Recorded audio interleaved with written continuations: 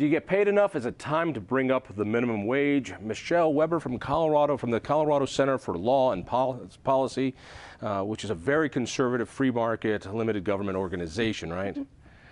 Exactly. Yeah. Hey, I wanted to talk to you about, first of all, you have a couple proposals in the state legislature to raise the minimum wage. I don't want to be the person to break your heart. They're going to die. But what are they, and why do you feel they're important? Yeah, so there were two bills introduced this session. The first one having to do with lifting the ban on local units of government from raising local minimum wage above the statewide minimum wage. There was a second bill that was introduced that would address the statewide minimum wage, that would refer a measure to the voters to increase the statewide minimum wage to $12.50 an hour by 2020. Now, these might pass the House, but the Republican Senate is going to take care of them in short order. That's the way that is. So you've got nice talking points, but we already have a minimum wage in Colorado that we voted on, and I believe really foolishly even put into the Constitution. And it goes up with inflation. And even if and my worry is at some point we could have 1970s like stagflation with high unemployment, high inflation, and a bunch of people who want to get a job, but the soaring costs of hiring somebody go up. I think one of the things we could do is to get it out of the Constitution, put it in statute, so if there was an emergency, at least the legislature could take care of it. But we already have it there, and it's indexed for inflation. Why do we need to raise it even more? It's already above the national.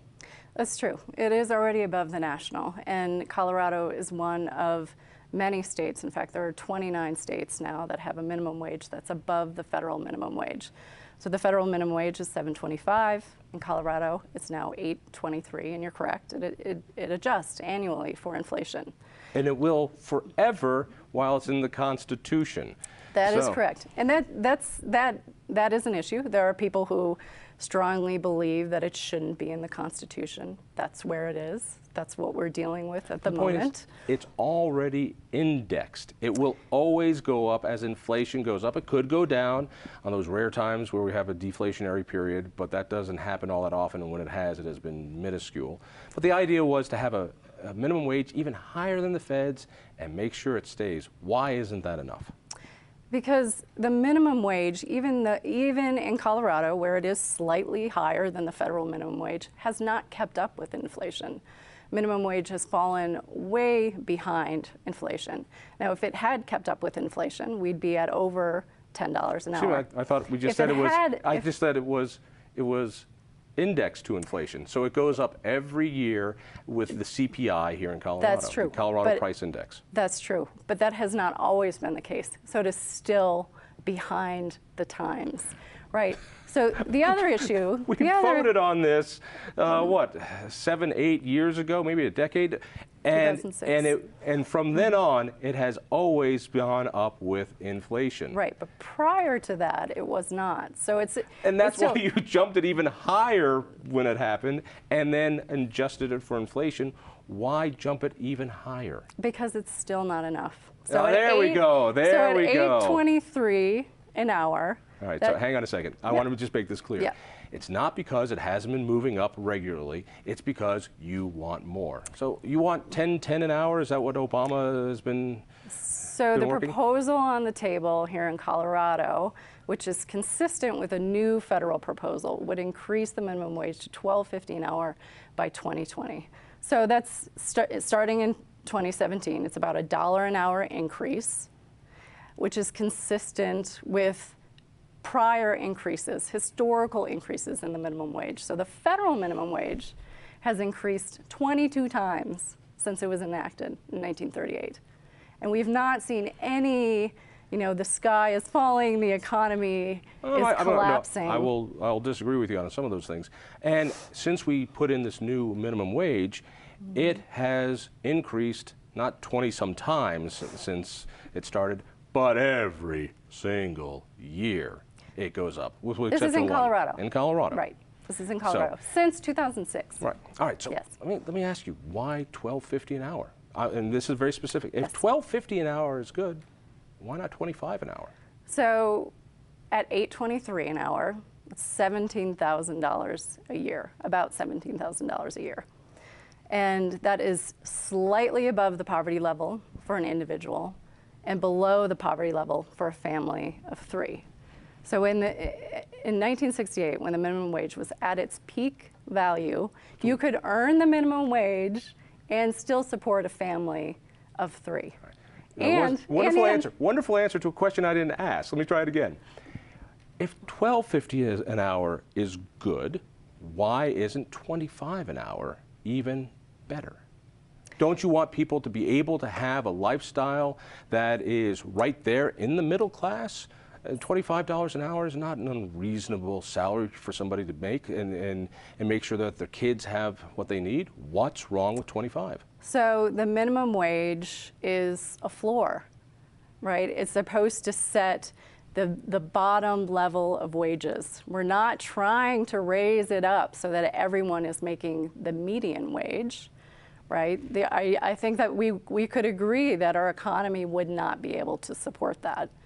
So whoa, at hang on. $12.50, well, just let me finish. All right. Just let me finish. So at $12.50 an hour, that is about equal to what half the production worker wage is, which was at its peak in 1968. Right, that was the historical benchmark. You said it. Got it. I heard it. So you said at $25 an hour, the economy can't afford it, but at $12.50 an hour, it can. Pardon me for saying it this way. What makes you the expert to know that? I mean, we have a very complex system of economics where it's not mandated, but we have free associations and we have market drivers that do this. So the people who understand the need for a minimum wage are so smart and such good planners. They know that $12.50 an hour is what we need, but $25 an hour would be an impact. I mean, you are saying that raising the wage has an impact on the economy. It raises prices. You have to, I'm assuming by your statement at 25, you have to agree raising the minimum wage raises prices. Yes, give me a yes or no. That is one potential impact, yes. Give me a yes or no. Does raising the minimum wage raise prices? In some cases, it will raise prices, yes. In every case, it raises prices. The degree to which it raises prices, though, all right, is so the now question. we're talking degree. Fine. Just admit that it raises prices, and now we can talk about the degree. All right. I just want to get that across because I get so frustrated when people say this is the wage, and they know because they're social scientists that $10.10 or $12.50, and I wonder what's wrong with $50 an hour. And basically it is an answer that says, well, because we're smarter than you. So I'm not an economist. That's not my training, but I do read a lot about this stuff. There's something called the CATS index, which is basically looks at what the proportion of the minimum wage to the median wage. And it says if you're within balance, that the economy can support that. So $12.50 an hour would equal about half of the median wage according to the CATS index. That's something that the economy could support. Okay. Let me give you my objection. First, let me ask. The Colorado Center on Law and Policy is pretty liberal. You guys get involved in civil union, gay marriage issues at all? That's not. We advocate on behalf of low-income Coloradans. But I'm just curious. You support gay marriage? It's completely off-ball thing. You personally? It's me personally. Yes, absolutely. All right. And get it. I find the minimum wage to be immoral, not just bad policy. And for all the reasons we were talking, it's good. But let me give you a hypothetical, and this is I've known people in this situation. You know, two women who might be neighbors. One has a business, one has kids. The kids are finally all going off to school for most of the day, and she finally has a little extra time. The one who has a stay-at-home business might be, let's say, an accountant, and needs a little help. The neighbor wants to learn a new trade and get out of the house, but she needs flexibility. She needs to not have a commute time, and it's a perfect relationship. You have two women here who say, I can give you $5 an hour, I'll take $5 an hour, but I'm getting it paid in other things, experience and no commute. And if these two women wanted to get married, well, rightfully, the left would say, that is a free association. But these people want to have a relationship of free association, and under your laws, they're barred from that relationship. Why are you against relationships and free associations?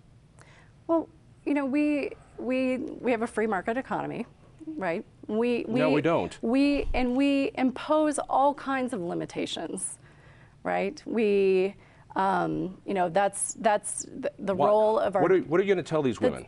That's the role of our democracy, right? To keep capitalism, the excesses of capitalism in check. Well, I don't believe there are excesses of capitalism, but I thought our government was there to protect our rights to have, you know, relationships that we wanted as well.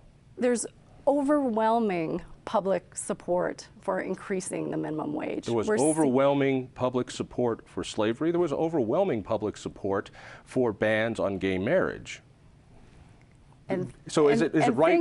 Right. Tell me and how, public opinion shifts. And right now, public opinion is in favor of increasing the minimum wage. People are feeling like they are doing everything that they should be doing to support themselves and their families. They're working full-time at minimum wage, or maybe even slightly above minimum wage, and that's still not enough. They're still living in poverty. I understand. So I hear your point. Broad bipartisan support for increasing the minimum wage. I'm asking you a moral question. Is it morally right to use the coercive power of government to prevent two free people from having a relationship they both agree to and they believe they benefit from? I think it's morally right for the government to intervene and make sure that workers are being paid a fair wage for their efforts. How would you explain to these two women why their relationship, while they could get married, why these two women cannot have this relationship? What would you say to them? This economic relationship? Yes, this relationship where they're both doing better, where one is learning a trade, one has flexibility, the other one gets the help they need. Who knows where it can grow? But for reasons, you know, conservatives hated gay marriage, I think, because they couldn't understand why you would want it. You know, it's not up for me to choose why people have a free association. What are you going to tell these women who just want a relationship? I don't think the problem comes between your scenario of two people trying to figure out a trade and arrangements for some sort of services. I think the problem comes when there's unequal bargaining power between employers and employees. And so then where does that leave employees who are trying to earn a wage that can support their families, but they don't have the bargaining power to bring to the table? That's funny, because I thought you could walk away from any job you didn't want. That's a lot of bargaining power. Sure, you can do that, but if you are on the edge, if you're on the very brink of falling into poverty, and you feel like your choices are limited, then that does. So 51% say ban a relationship. As long as it's this relationship, we're on board. No, I don't. I got to run. Thank you. Look for me on KL Radio. See you next week.